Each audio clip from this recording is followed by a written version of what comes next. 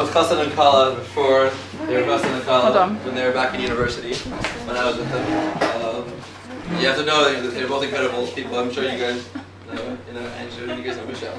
But like, I remember when Michelle came back from a York trip, Chicago, and it was like Kibrik Shabbos, and I was like, oh my goodness, Raj Baruch Hu, you're like doing amazing things. And then he came to Yeshiva, and I was like crying, and I was like, this is, there's amazing stuff going on. And then, being here for today is like, it's like the togetherness is like very special. So we're also in an interesting period of time, right? We're in the Omer, and there's actually, it's a very funny Amud in Yevamos and Samech Beis Amud Beis. It goes into whatever discussion of how many kids you should have and what defines the kid and so forth. B'Ezras Hashem, you guys will be blessed with many kids. Amen. And soon. And then it goes into discussion of Rabbi Akiva and his Talmidim about how he had 24,000 Talmidim and that they all died right in this period of time we're in right now. So it's like, comes in sort of out of the blue, whatever, it has relevance. And then from there it goes into discussion of man and wife, right? Basically, the Zohar says actually, not really, but it's related, that a man has no goof without his wife, even with P90X. Okay, even with P90X, a man has no goof without his wife. And then it goes into a man has no bracha without his wife, a man has no goodness without his wife, a man has no simcha without his wife, a man has no Torah without his wife. Basically, like, you're basically doing everything for him. You realize like he is totally incomplete. And there's something very interesting. It says that a man should love his wife like his body, like himself, and he should respect her more than himself.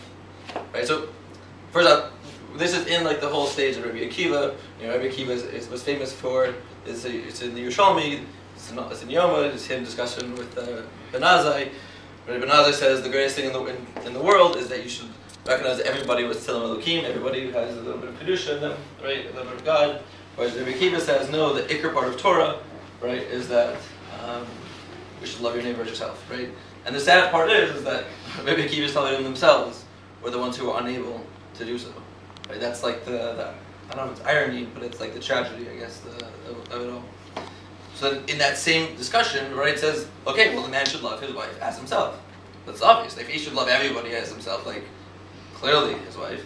And then, why does it say that he should respect her more? Like, how is that so different? The Rambam actually says in Hilchos Isha, he flips the order and says, actually, that a man should respect his wife more than himself. And then he says, a man should love his wife as himself. And there's anybody who's in the issue, like, when the Rambam does this, it's like, it's like, okay, what is he trying to get to? And also, by the way, he goes to the halachas of how a man should treat his wife, and then the halachas how a wife should treat his man, thus saying that the obligation is upon us first, obviously. So I think the reason why the Rambam actually flips the order, the Rambam himself says in Vayikra, by you should love your neighbor yourself, that it's the hardest mitzvah to commit, to complete, to fulfill in all of Torah. And the Baal Shem Tov says, why is it the case? Because it's like, because you have to love them as yourself. And then some people say the Baal and Musa say people don't even love themselves enough. So how are they supposed to love another person themselves? So there's a whole discussion. I think the Rambam is trying to get to a couple of points. So one of them is that it's much easier to respect another person, to give a lot of that person covenant, right? And then from there you can go and try to approach loving that person as much as yourself. I will tell you, I don't know if you're familiar with the stage, but like, first off, the amount of respect and admiration he has for you is like unbelievable. Okay, so I think he's already done that part. Like, the only part he has to do is love you as much as himself, and I think that will come in time really quickly in marriage and Hashem, like, grow and grow and grow and grow.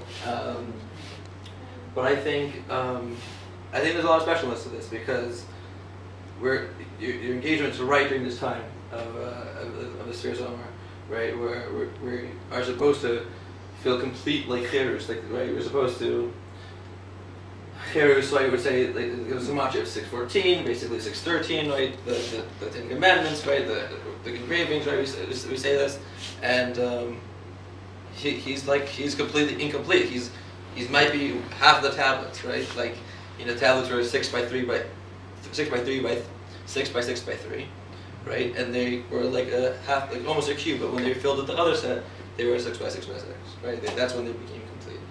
And I don't want to quote Jerry Maguire, but you complete him.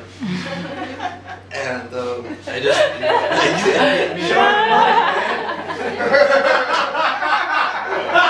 Torah is so hard, Jerry Maguire.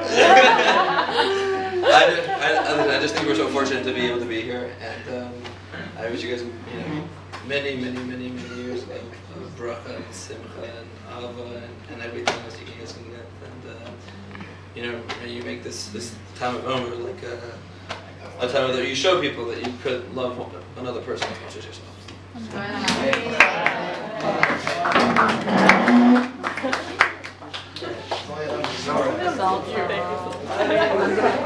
Do you have my number? Please.